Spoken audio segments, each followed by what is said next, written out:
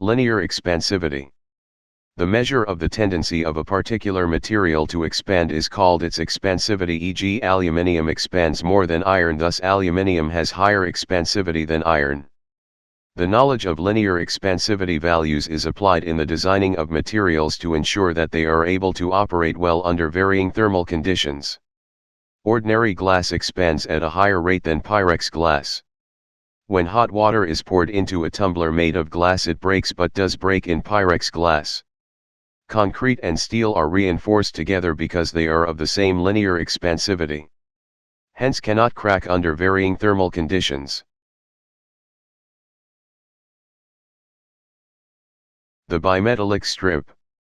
When two metals of different linear expansivity are riveted together, they form a bimetallic strip.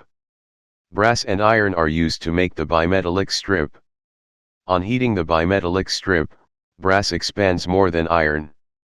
The brass thus becomes longer than the iron for the same temperature range. Hence, the bimetallic strip bends with brass on the outside of the curve as shown in B below. On cooling, the brass contracts more than iron. It therefore becomes shorter than the iron and thus ends up being on the inner side of the curve as shown in C.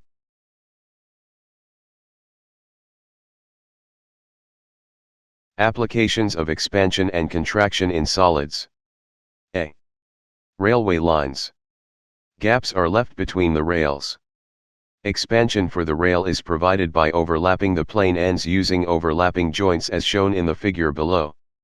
If these gaps for the expansion are not provided, then during hot weather, the rails may buckle out, bend and cause derailment of the train, leading to destruction and accidents.